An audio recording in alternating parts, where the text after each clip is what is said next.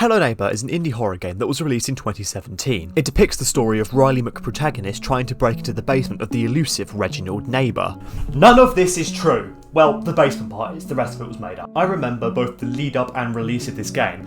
Everyone was really excited for it, every YouTuber and their mother was playing the game and making thousands off of it, and the entire of Dynamic Pixel's heads were getting progressively larger and larger as their ego inflated like a Sonic character on DeviantArt. Hello Neighbour to me is a really good talking point, as by all means it was a critical failure. The reception of this game between development and release dive-bombed so substantially, it's currently feeding off bits of Dead Billionaire that are still coating the side of the Titanic. And yet the game is still extremely popular, and the first game clearly sold well enough to spawn 2 sequels, a VR game, a side game, a scrap mechanic clone, and a multiplayer experience so insipid it makes Dead by Daylight look like a masterpiece of game design. And not to mention, there's even a TV series on Amazon Prime based around it. Blimey, this series has been milked so hard its udders are about to turn black and drop off due to lack of blood flow. This will be the first in a series of videos covering every single game in the Hello Neighbour series, providing this one does well enough. Covering every single version that I can reasonably get my hands on, all the way from the pre-alpha, all the way to Hello Neighbour 3 when that finally releases, which, judging by Tiny Build's current development schedule, should be around about the time of the heat death of the universe. So grab your pots of glue and colour-coded keys as we dive into Hello Neighbour, a very confusing success.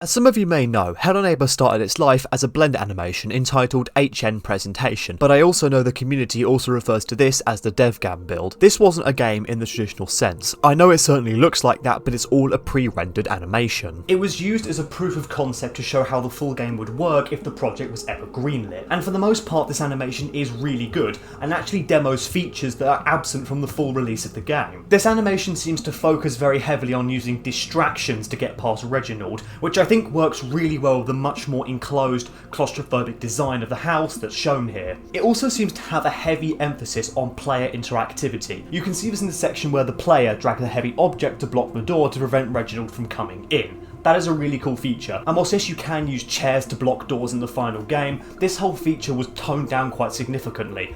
Personally, I wanted to use a bookcase. This version, it seems, would allow you to block the door with anything that was heavy enough. And can I just say for the record, this is probably the most terrifying incarnation of the Neighbour ever. It's also the first time we heard the chase music that would stick around until Alpha 2. One of the biggest selling points of this game was that Reginald would adapt to your playstyle, a bit like the alien in Alien Isolation. And whilst yes, this feature is somewhat present in the final game, it is toned down quite a bit. I mean, this demo actively shows the Neighbour using buttons in the game world in order to trap the player in his house. That would have been a really cool feature if they actually went through with it. Unlike the full game, this version actually makes the Neighbour a tangible threat, due to the more enclosed design of the house. We are far, far away from the crazy HOA violating that Alpha 3 and 4 have to offer. Whilst the presentation was simple, it did its job well enough, as a year after this initial animation, Tiny Build would reveal the first ever teaser trailer of Hello Neighbour. Let's go check that out.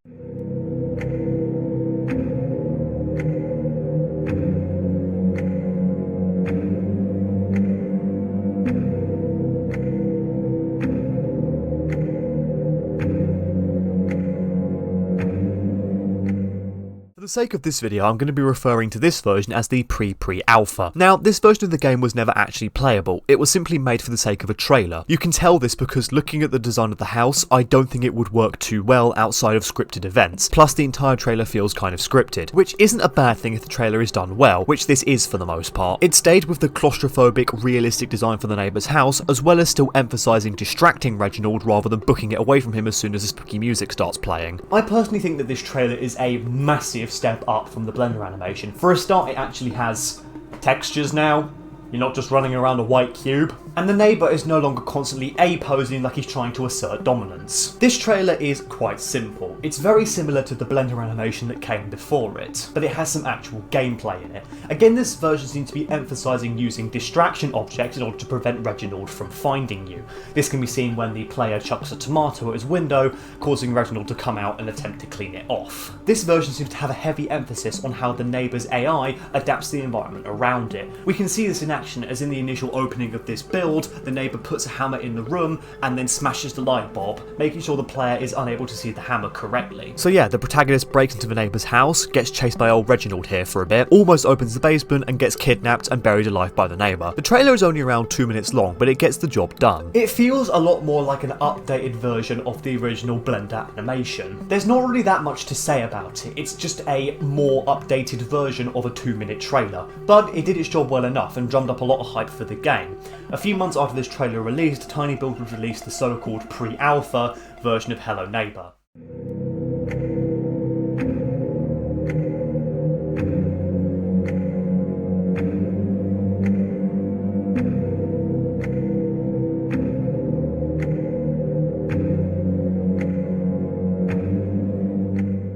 On September 29th, 2016, tinyBuild would release the so-called pre-alpha build of Hello Neighbour. There was another build that existed between this and the pre-alpha trailer. It was a build of the trailer level that was used exclusively for this 10-minute unedited gameplay video that was uploaded to tinyBuild's YouTube channel in October 2016. The two house designs are vastly different. Whilst yes, they share the same colour and do share some design similarities, this one is vastly bigger, but for some reason only has one floor accessible despite the house very clearly being 3 floors in height. It's quite basic. As the story goes, you wake up in your house after dark to see a strange orange light coming from your neighbour's basement. We don't seem to have any more pressing matters to attend to. I mean, this is obvious. I mean, the house is 3 rooms. It's not exactly hard to clean, is it? But seeing this is a very lovely neighbourhood, despite the HOA violating houses across the street, I'm sure the rent on this place is absolutely bloody extortionate. Anyway, upon breaking and entering into the neighbour's house... Hang on a minute, the door wasn't even locked. Does it still count as breaking and entering if the door isn't actually locked? Hang on a minute, I'm going to do a Google. Okay, so I'm definitely on a list now. Apparently in the UK there's not really an equivalent to a breaking and entering law. There's burglary and burglary with intent. Seeing as we entered through a locked door, it could be seen as burglary with intent, even if we didn't take anything. But even if we get off that charge, at the very least it's still a trespassing charge. Side tangent aside, we enter the house, go to the basement, and Reginald, quite fairly, grabs us and takes us back to our house. So with the goal established, there's a few ways you can go about getting into the basement. As you can see, there's a code lock, a board against the door, and a more traditional key lock. The key is quite easy to remove. All you need to do is go to the neighbour's TV stand, pick up the key there, hold the key at the lock for a couple of seconds, and boom, pops right off. The board, on the other hand, can be removed in 2 different ways. You can either find the hammer or the crowbar.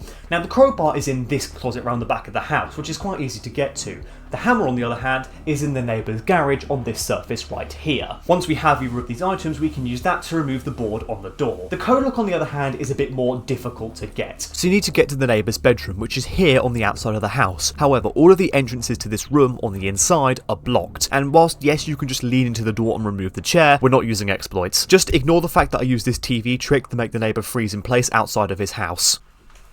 That's actually how you're supposed to beat the game. So we need to break into the neighbour's bedroom via one of the windows, grab the black light from his bedside table, and then go to the hallway around the back of the house. Now, I was being an idiot here because I misread the Steam guide saying that the code would be on one of the paintings, when in reality, it's behind it. All you got to do is go up and down the hallway, removing paintings off the wall and then scanning the black light at them, and the code will pop up, that being 4785. Go over to the basement door, punch the code in, and the door opens right up. Now, the basement doesn't have a level or cutscene associated with it, meaning that this alpha technically cannot end. There is one small Easter egg that I want to talk about. There's actually an Easter egg that occurs when you either get caught or sleep twice. The neighbour wakes up in their house with a giant neighbour outside. The neighbour gets pissed off and grabs you. I think this could be foreshadowing the ending for the full release of the game. So, what did I think of this alpha? Well, it's pretty... what's the word? Rough, to say the least. I understand that it's an early development build of an indie game running on the Unreal Engine, and anyone who's worked on the Unreal Engine knows how much of a piece of shit that it is. So the whole thing having a slight feeling of being dodgy is completely understandable to me. But I did have a small issue in the game where the game would crash every time the neighbour caught me, which is a bit annoying considering that's most of the gameplay loop. But this was fixed by lowering the graphics settings to high instead of ultra. I also feel like the house not being fully accessible made the game slightly more difficult than it needed to be, as there wasn't that many places I could run away and hide from old Reginald. And the lack of an ending kind of soured the whole thing for me. I get that Tiny Build wanted to have a very open development cycle for this game, but in my opinion they could have easily skipped the pre-alpha and lost absolutely nothing of value.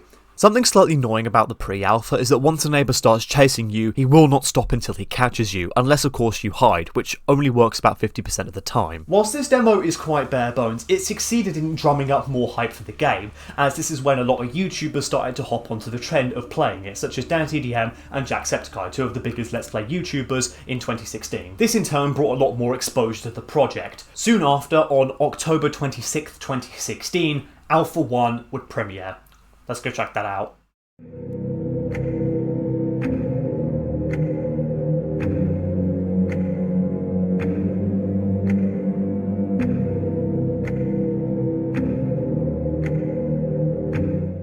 Editing Bison here. The video might feel a little bit disjointed from here on out, because during the production of this video my Windows 11 install decided to corrupt. I swear it wasn't my fault. Spoiler alert, it was. I had to re-record a lot of footage, so some gags that I wrote into the script but didn't have time to change might still make it into the video. I did try and run with it as best I could when I was recording the green screen footage, but I had to go off script for the majority of the time, so I'm sorry if this segment feels a little bit disjointed and all over the place. When I was capturing footage for this video, it suddenly occurred to me that Alpha 1 is basically a more expanded version of the pre-alpha, which makes sense because if you look at the development chart, it's here. Whilst yes, Alpha 1 does copy quite a few things from the pre-alpha, it adds in a ton of new stuff as well. There's now a whopping 3 floors available to the player. And whilst yes, the added rooms and floors do seem to have impacted the HOA-defying house design, I still think for the most part it's a well-designed house, as it's still quite claustrophobic in nature, incentivising sneaking round the neighbour rather than booking it away from him as soon as the spooky music starts playing. This version of the house was definitely designed with the neighbour's advanced AI in mind.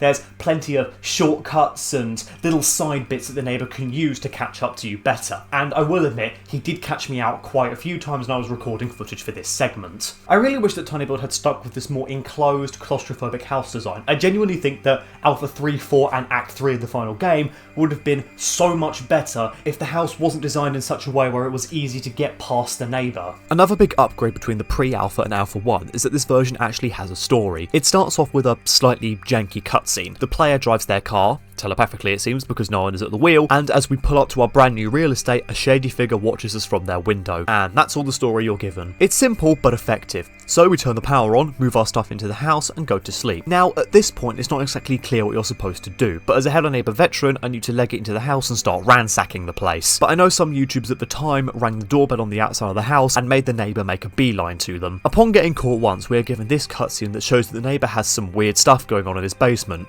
You know, as per usual. So we gather the required items that we need to get into it. Similar to the last Alpha, there's a wooden board and a key lock locking the basement door. No code lock this time, thankfully. I do not want to have to do that shit again. So what you need to do is first off you'll need the hammer, which can be found in the same place as the pre-alpha in the neighbour's garage. Next what you'll need is a lockpick.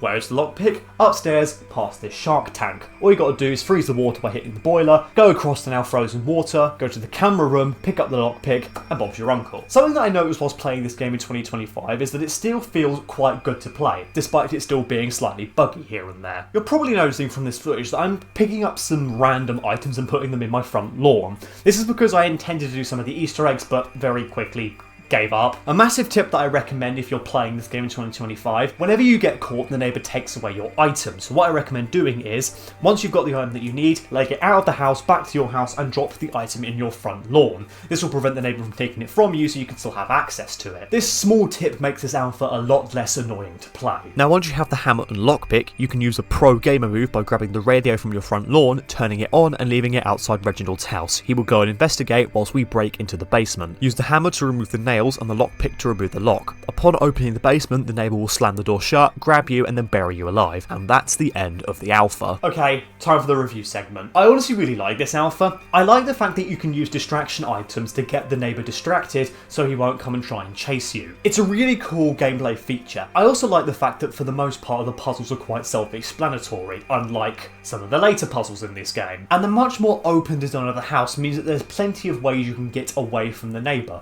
something that I feel that the pre-alpha lacked quite substantially. But the fact that you still can't lose the neighbour once he's locked onto you is still a bit silly. Like, dude, I'm on my property, you can stop chasing me now. And the game is still somewhat buggy. I mean, I don't have the footage here because my Windows installed corruption and I lost it all, but according to the script, I did manage to get the neighbour stuck on a chair at one point.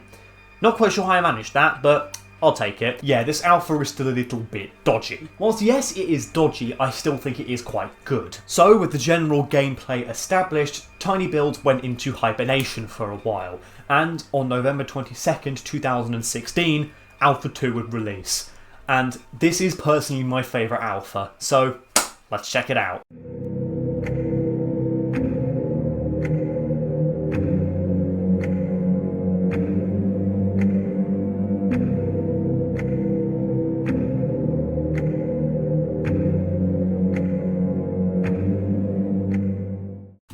Alpha 2 is probably the best alpha during this development cycle. This is because it has all of the best ideas that tinyBuild had crammed into one short experience. For starters, the house is a lot smaller now. Personally, I think that the more claustrophobic design of the house works really well, as it makes the neighbour an actual tangible threat. I also like all of the quality of life improvements that the developers added, and the new art style is very appealing. This is the art style that the developers would stick with for the rest of the series. One thing I really like about this alpha are the gameplay and quality of life improvements. For a start, Reginald can actually hear when you drop items now. This adds in an extra layer of tension to the game and makes him seem like an actual tangible threat. This feature helps the gameplay stay very fast and tense, as the player is constantly wondering if that item they just dropped caused too much noise or not. There's also been some changes to the neighbour's house, if that wasn't entirely obvious. I genuinely really like this house design, but I'll cover that a little bit later. The neighbour also has much more fleshed out AI. He now has a dedicated idle mode where he'll exercise, watch TV, sleep, do the washing up, all that kind of stuff, as well as having a hunt mode, which is where he will look around for you if he suspects that you're on his property, and of course the chase mode where he will chase you down until you leave his property or he catches you. It all comes together to make Reginald seem much more human, which I personally find really scary. A lot of people find that non-human enemies in horror games are often scarier than human ones. The Xenomorph, the Predator, the Demogorgon, all really scary entities. They're all really scary entities, but I genuinely believe that having an enemy in a horror game seem human makes them just that little bit more disturbing. There was a horror film I remember coming out in 2016 called Hush. It's a film about a deaf woman who is stalked and terrorised by a guy in a white mask. This guy isn't a demon or an alien or some kind of weird cryptid. He's just a particularly messed up individual. The neighbour seeming more human in this version helps ground it in reality somewhat. Something like this could be going on in a neighbourhood near you, and you'd never know because the perpetrator seems normal. I'm sorry if I just gave you nightmares. I'm sorry, that went way too deep. This alpha also develops more on player interactivity that was present in the pre-alpha and alpha 1. One of my favourite features is that you can actually spike the neighbour's milk with sleeping pills. That's a really cool addition, and again emphasises player interactivity and use of distractions over running tactics. The gameplay relies heavily on stealth. As I stated earlier, the neighbour has the hearing of a xenomorph on crack, so crouching and moving slowly are paramount to succeed in getting into the basement. This alpha is a lot more story-centric than the other alphas, so let's discuss it. The game starts with a simple cutscene of the same yellow car from Alpha 1 driving to a new house. The house is a bit of a fixer-upper. It's been boarded up and the place looks like it's been abandoned for years. But seeing as we look like a millennial, this is probably all we can sodding afford in today's economy. Walking up to the house, there's a note stuck to the door saying that the key is under the rock. After politely stealing the key back from a crow, we unlock the door, grab a crowbar from the boot of our car and let ourselves in. Sure, the place is a bit and the neighbourhood looks like a demilitarised zone, but it's ours, and we worked hard for it. We take a nice power nap on the sofa, and we are met with this cutscene.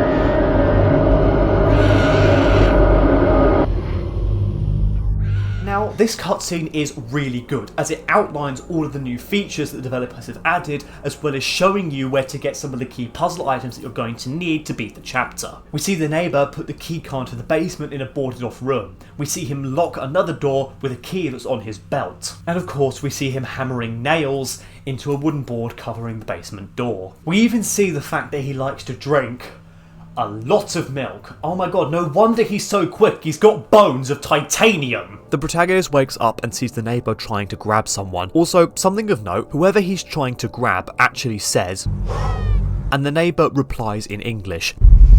This is funny because in the full game there's no English text whatsoever. It's all this weird made up language that probably came out of a particularly harrowing weed binge. Again, this is a really good way to represent the stealth mechanics without having a single line of dialogue. The game also shows us in more detail how the hiding mechanics work, something that was only present in a small Easter egg in Alpha 1. After this cutscene we have full reign of the house, and from here we can start trying to unlock the basement door. It's simple, to the point, with no dialogue. No notes from me. Now, the puzzle solution to get into the basement is quite simple. First off, you'll need a crowbar. Now, there are two crowbars in this game, one on top of the TV aerial and one in the locked room, the key to which is on the neighbour's belt. Now, for my playthrough, I grabbed Reginald's key, unlocked the door, grabbed the lockpick and a crowbar and went to his shed and grabbed the wrench. I unlocked the ladder upstairs, went upstairs, grabbed the key card and speedrun opening the basement, and from here, this happened.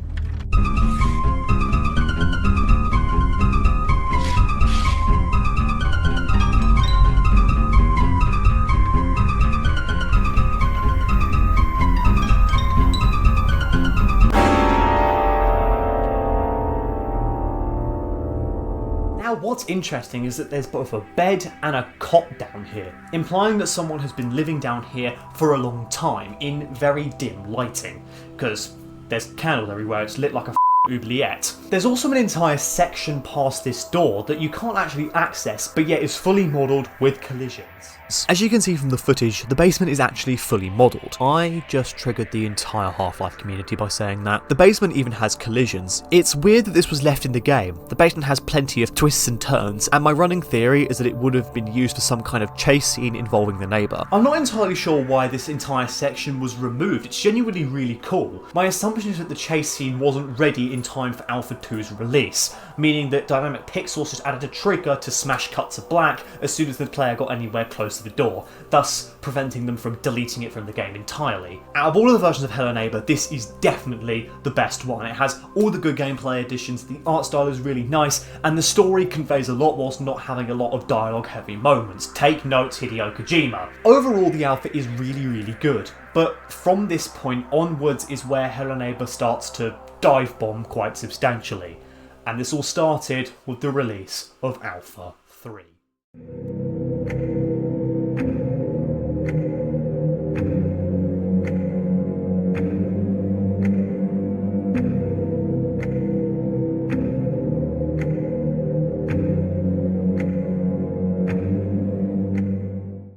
Alright, this is where all of my positivity for Hello Neighbour crashes and burns in a giant fire, because I'm willing to call Alpha 3 the worst version of this game. I understand that this was probably the most exposed version of this game other than Alpha 4, but oh my god, it is aged about as well as a corpse. First up, the entire level is dark, and no matter how many times you get caught, fall to your death or slam your forehead into the desk, the level is constantly at night. What's more, the house is about as well lit as a dungeon in a medieval castle, so it's basically impossible to play this version on the highest settings. The footage you're seeing has been brightened in editing, but this is what it looked like to me. And the neighbour in this version is completely relentless. Whilst yes, they removed Reginald's ability to hear stuff from a mile away, they also made him infinitely faster. Must have had some more milk since Alpha 2. Whilst yes, Reginald could get annoying in Alpha 2, this was compensated by the fact that there were plenty of ways you could distract him in order to make the game easier. Plus, if all else fails, you could always just poison him with the milk. Alpha 3 is probably one of the buggiest releases of this game. One of the methods you can use to complete the game is to lockpick this door on level 2, but every time I tried to do that, the game would bug and wouldn't allow me to drop items, interact with stuff, or pick extra items up. So the game was effectively soft-locked, and the only way to correct the error was to restart the game. And because this version has no saving, I would have to start from square one. Excuse me a minute. I tried this method 2 times, and both times the game completely bugged out. But this could have just been me. Why not share your favourite bug in the comments? I'd love to hear about all of them. 1, so I can laugh, and 2, because I want to see how broken this game can get, because broken games can be funny too. Just look at Bethesda. Anyway, that's enough bile. That was my main gripe with this game. Let's discuss it in a bit more detail now. The story of this game is quite simple. We start off as generic protagonist person driving in his car, right after a beer, to his new house in a town called Alpha 3. Yeah, that's just got such a nice ring to it. And after the cutscene, we're kind of just dumped into the world. Yeah, for some reason it just sort of dumps you here and doesn't really explain what you're supposed to do. If you were new to this game, you'd be completely at a loss. Without an integrated tutorial or some kind of cutscene showing you what you're supposed to be doing, you'd be completely at a loss. You'd have no bloody idea what the hell you were supposed to be doing. Anyway, we immediately get to work breaking and entering. Now, in order to get into the basement, there are a few things that we are going to need. A crowbar and a key card. The crowbar is quite easy to get. First off, grab the magnet gun by the fence behind his house. Use an object to open this ladder, grab the key, leg it upstairs, unlock this door, grab the gun, break this window, climb on top of the rail using some physics tom, get to this hole and grab the crowbar. Now, getting the key card to the basement can be done in 2 ways, either by finding the blue key or the lockpick. Don't go for the lockpick method, it's completely broken. So to get the blue key, we need to go to this room, do about 50 billion attempts to get onto this ledge, remove this painting, grab the key using the magnet gun, unlock the door here, head through this hole, grab the key card, and then we can unlock the door. Upon entering the basement, this scene occurs.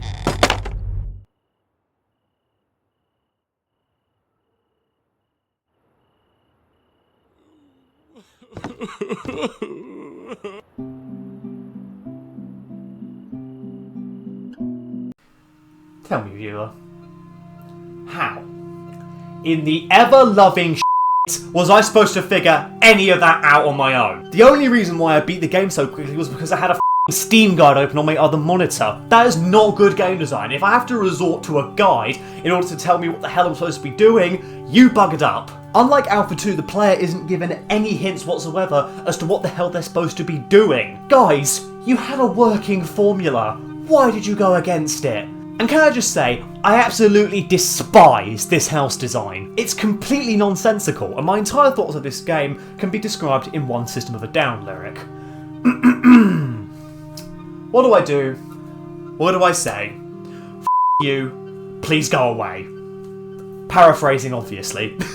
Like, when the hell did he get planning permission for a monorail? Overall, for me at least, Alpha 3 represents a point where Hello Neighbor games were starting to go astray, and these problems would only be exacerbated with the release of Alpha 4.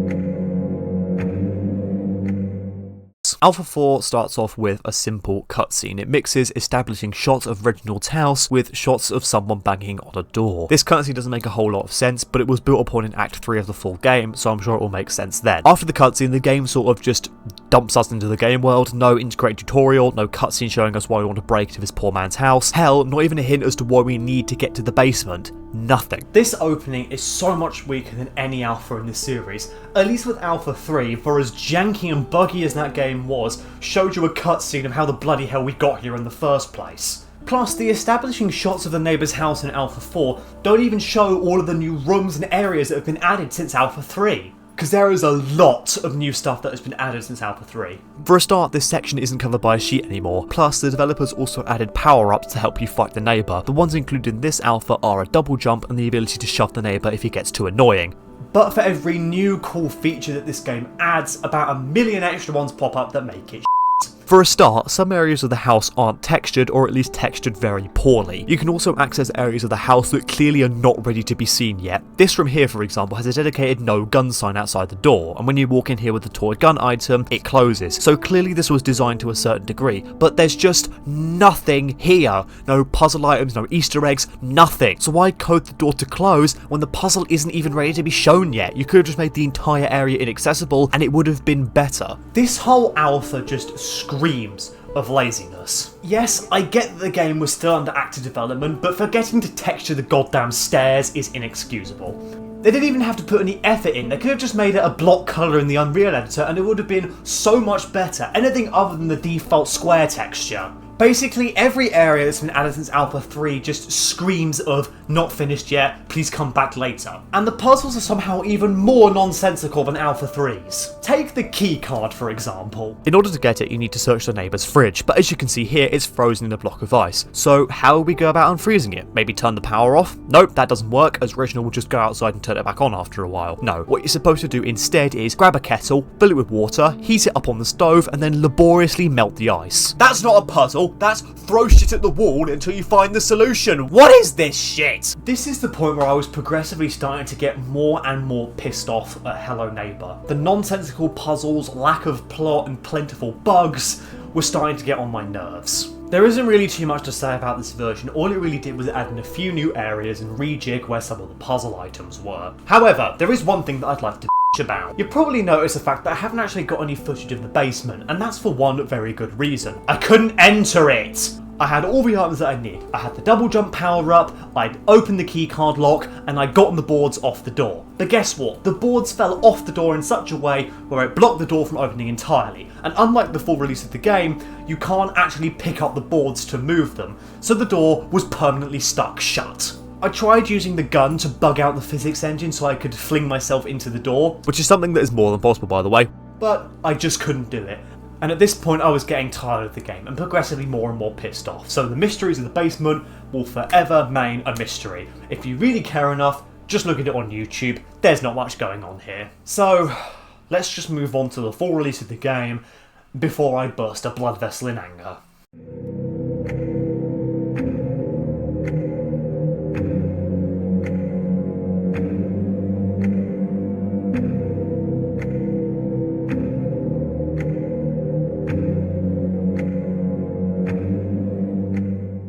Hello Neighbour starts off with a cutscene featuring this child running down the road chasing a ball. We're given control and chase after the ball. When we get to Reginald's house, we see something unexpected. The neighbour is acting erratically and something is screaming like a banshee. Approaching the house, we see the neighbour slam the door and lock it. When Reginald spots us, he sprints after us and the game hard cuts to a cutscene, showing where you can find all the items that you need to complete the chapter.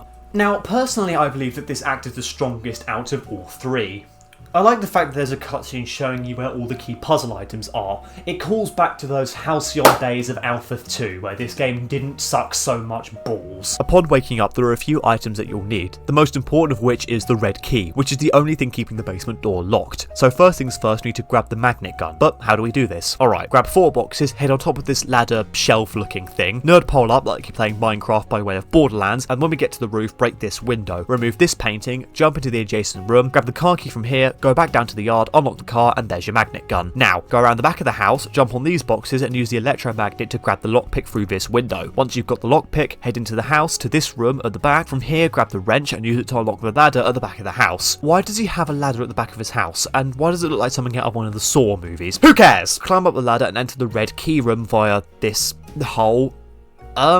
I hate to break it to you, Reggie, but like, if it rains, your wooden house is going to go rotten real fast. Grab the key, break the window, leg it to the basement, bish bash bosh, we are in the basement. From here, follow a slightly esoteric process to turn on this generator, a process that I can't be asked to describe, which is why the footage here is sped up, to the point where it's probably causing YouTube's compression to itself. Once this fence is up, we enter the door and get chased by Reginald. He catches us and we smash cut to Act 2. And this, in my humble and ever so correct opinion, is where Hello Neighbour dive bombs quite substantially. After we get out of the basement, it's completely unclear as to what we should do from here. The neighbour has both extended the house and put up a massive wooden fence that looks about as stable as PSN servers, but apparently our child's body is not strong enough to break it, so we're stuck. If Dynamic Pixels had followed the plan set out by Act 1, they could have shown a cutscene showing where some of the key puzzle items are. This complete lack of direction and puzzle design led to Act 2 taking me 3 times as long as Act 1. I beat Act 1 in 15 minutes, mostly down to muscle memory, but Act 2 took me over an hour, and in the end, I needed a Steam guide just so I would know what the bloody hell I was supposed to be doing. Do you want to know how you get the red key to unlock the gate? No? Well, guess what? I'm telling you anyway. First off, you need to flick these 3 orange levers. This builds up pressure and causes this wheel to burst off this boiler thing. From here we need to turn 3 valves with this handle, which allows us to fill this room full of water, but because we're a dumbass child we can't swim to get to the door. So what we have to do is drain this room here by going to this tap and opening it, allowing us to grab a shovel. The shovel allows us to dig this patch of grass, which gives us the dollhouse key. From here, go to this room, unlock the dollhouse, and then open this door here, which opens the corresponding door in the actual house. Don't ask me how this works because I do not know. Go to this door, switch it to the cold setting, that froze the water from earlier, run across it, grab the red key, get to the ground, unlock the red lock, and book it! Cutscene, neighbour being creepy, smash cut to Act 3. And this is the point where I officially lost my at the game, but we'll get to that. The cutscene shows the protagonist waking up in his apartment. It's quite homely, and I like the fact that you can see high-rise apartments all around it. It's nice to see a new location that isn't just random, vaguely rural town. Nikki's apartment is quite pokey, and it's not the cleanest, but hey, it's home. After a while, someone knocks on the door.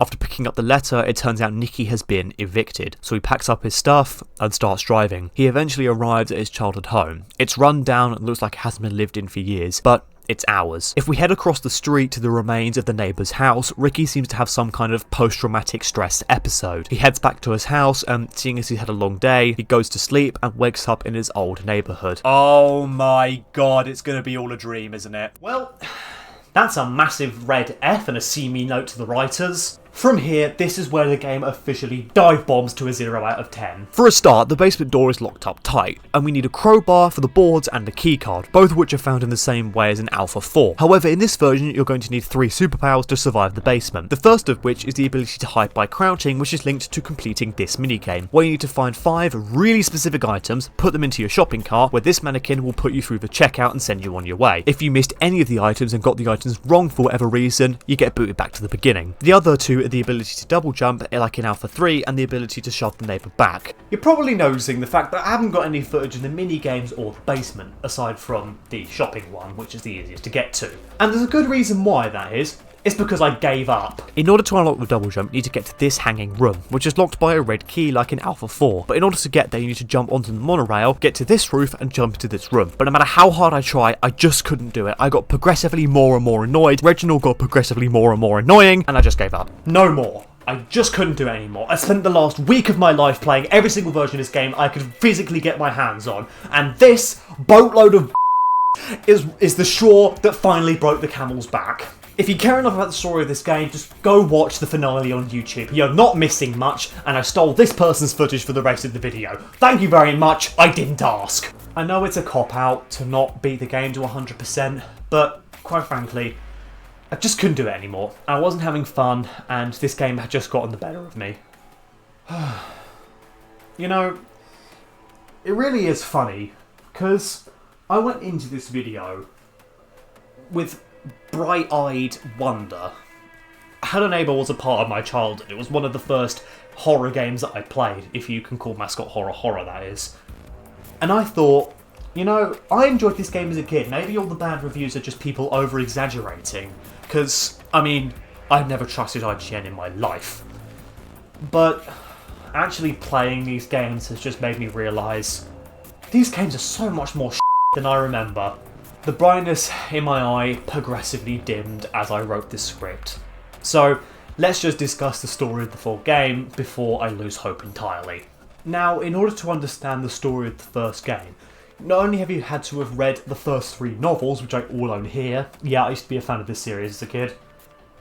I used to have the first one. I don't know where it went, so Vice City's going to have to suffice. As well as this, you probably need to have played Hello Neighbour Hide and Seek, the standalone game. So let's discuss the story of this show. The first book, Missing Pieces, documents the events leading up to Act 1. The kid at the start of Act 1 is called Nicky, and at the start of the book, he and his family have just moved to Raven Brooks, Missouri. His father is an editor for a newspaper. He can't seem to score a decent job, so he's been picking up jobs at small newspapers and eventually getting a new job once the newspaper closes down. Raven Brooks is just their latest move. Mr Peterson is their neighbour opposite. He seems normal at first. He's a retired theme park designer, but there is more to him than Nicky knows. Unfortunately, Reginald's wife dies in a tragic car accident. This affects both him and his two children, Aaron and Maya Peterson. Aaron and Nikki were friends. The loss affected Aaron a lot, and he eventually lashes out in anger, accidentally shoving Mia off the roof of the house. This is depicted at the end of Hello Neighbor Hide and Seek. Reginald, racked with guilt, locks Aaron in the basement and lies to the town that his two children went missing. This is referenced in the achievement that you get for beating the full game on Steam. This brings us to the start of Act 1. Nikki decides to investigate, finding that Reginald is a disgraced theme park designer, which is referenced during this nightmare sequence in Act 2. Unfortunately, Reginald's design wasn't up to par and resulted in the death of a girl. It seems that no matter how far he goes, Reginald can't seem to escape bad omens. Nikki eventually makes it into the basement, finding that Aaron was trapped down there as a punishment. Mr Peterson ends up trapping both Nikki and Aaron down there for months, which allows Reginald to build up his house. Eventually, Nikki makes it out of the basement, and through some puzzles that make absolutely zero sense, he escapes. But the incident never really leaves him. He carries the trauma into his adult life. He probably lost his job or something which caused him to miss rent, therefore he got evicted. Having no choice, he moved back to his childhood home in Raven Brooks, Missouri. I think that the Shadow Demon is the manifestation of Nikki's childhood trauma. Seeing his only friend get locked up and swiftly getting locked up too is something that stuck with him into his adult life. Being back in his old house induces some kind of PTSD-induced nightmare. The house in Act 3 never existed. I think it's a mix of memories from Act 2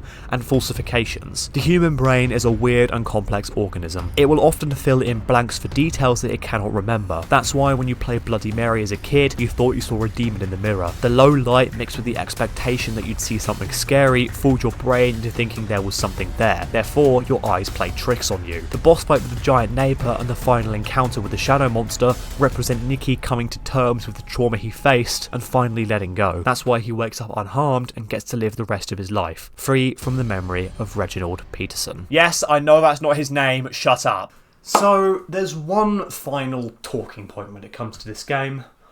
Why do I think it failed? It's extremely weird how a game went from showing all of the promise in the world to suddenly being one of the most disappointing game releases in recent memory. And I think there's one person to blame. Scott Cawthon. Okay, look, stay with me and I'll explain. So, the DevGamm build video, that was first released in 2014, right around the time the first Five Nights at Freddy's came out. And I personally believe it's fair to say that the vague story and context clues of FNAF are something that inspired the storytelling of Hello Neighbor. That's the reason why the story steadily glides downhill between Alpha 2 and Alpha 3.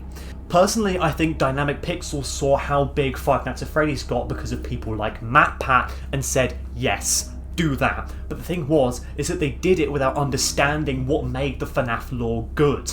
The thing about the FNAF lore is that it's totally open to interpretation, and there are so many theories going over so many different areas of the timeline. And the thing about the Hello Neighbor story is that there's no room for interpretation. It's pretty straightforward once you've read the books. There's no difference of opinion. It's just crazy man, basement, weird shadow demons. Do not know what that's all about. And as soon as Dynamic Pixels made the decision to go with a vague story, it all went downhill from there. So I blame you, MatPat, and I blame you too, Scott Cawthon. You're the reason why the majority of indie horror games suck these days, because of your mascot horror poser off out of here. And that's all I have to say. Thank God this video is over. It took me way too long to produce. This has been so frustrating to make. Hello Neighbor might actually be the worst game I've played all year, and that's saying something. I 100% completed Hunt Down the Freeman earlier this year. I'll admit that when I was going into making this video I was wearing some massive rose-tinted nostalgia glasses, but as I got deeper and deeper into the production process, the tint started to fade more and more until I saw Hello Neighbor for the massive pile of reindeer shit that it is. This game was more disappointing to me than Doom the Dark Ages. And at least Hello Neighbor doesn't look like someone got the black slider in Premiere Pro and whacked that shit to the max. But I do want to add that there is a glimmer of hope for the series. During my gameplay recording process, I came into the knowledge that there's a Hello Neighbor 3 currently being actively developed, and I messed around with Prototype 2 for a while as it's free to play on Steam. And for the most part, it does show some promise. I like the art style, I like the much more open-ended nature, I think that could work really well if it's done correctly. Doing a bit more research into Hello Neighbor 3, it seems like Tiny Build are giving the development team a lot more freedom, so this could only spell good news. Anyway, I hope you all enjoyed. Comment, like, and subscribe. Follow me on Twitch, Twitter, Instagram, Blue Sky. Subscribe to the Patreon if you feel so inclined, and I will see you in the next bit of content, whenever that may be. See you out there, guys, gals, and non-binary pals.